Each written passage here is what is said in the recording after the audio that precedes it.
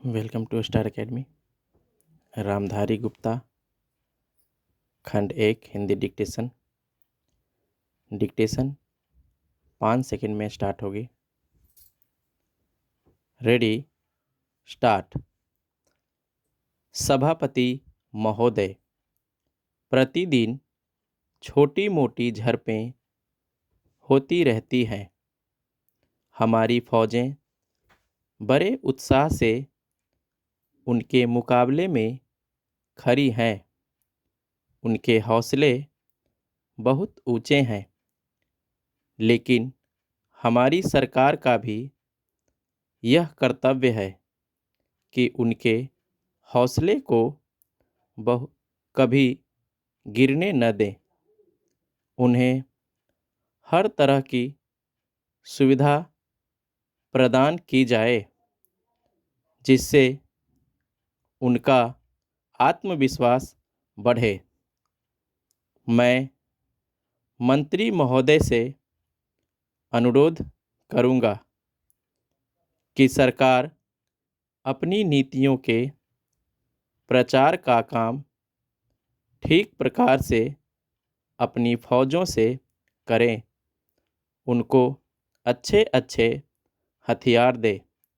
अनुसूचित जातियों और आदिवासी जातियों के आयुक्त ने जो अपना प्रतिवेदन प्रस्तुत किया है, उस प्रतिवेदन को देखने से यह प्रतीत होता है कि इसको तैयार करने में उन्होंने बहुत परिश्रम से कार्य किया है।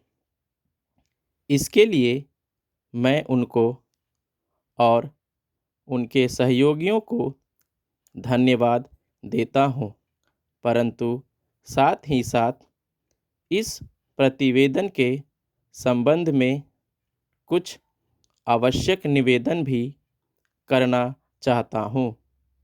पहली बात तो यह है कि इस प्रतिवेदन को देखने से ऐसा प्रतीत होता है कि इन कार्यों के लिए जिस धन का उपयोग होता है, वह 3 साधनों से उपलब्ध होता है: केंद्र सरकार द्वारा, राज्य सरकारों द्वारा और कुछ गैर सरकारी संस्थानों द्वारा।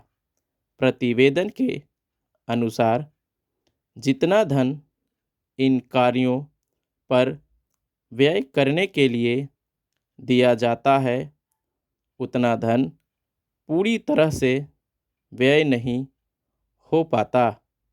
मैं यह नहीं कहता कि आवश्यकता से अधिक धन दिया जाता है या कार्यकर्ताओं को वह धन प्राप्त ही नहीं होता, जिसके कारण से वह बिना खर्च हुए बच जाता है। मैं तो यह चाहता हूँ कि जितना धन दिया जाता है उसका पूरा उपयोग हो और आयुक्त को यह न कहना पड़े कि इस कार्य के लिए जितने धन की आवश्यकता थी उतना धन नहीं मिल पाया और विवश होकर हमको उस कार्य को बीच में ही रोकना पड़ा।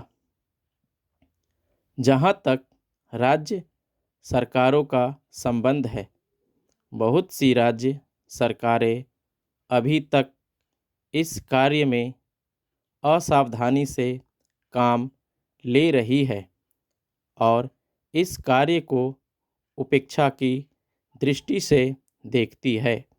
आयुक्त ने इस बात की शिकायत की है कि बहुत सी राज्य सरकारों ने अनेक पत्र भेजने के बाद भी अभी तक अपनी रिपोर्ट नहीं भेजी है।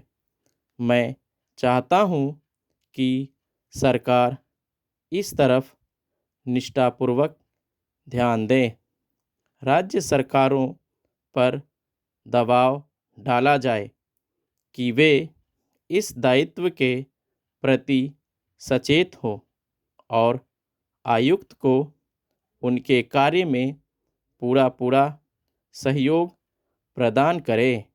स्टॉप।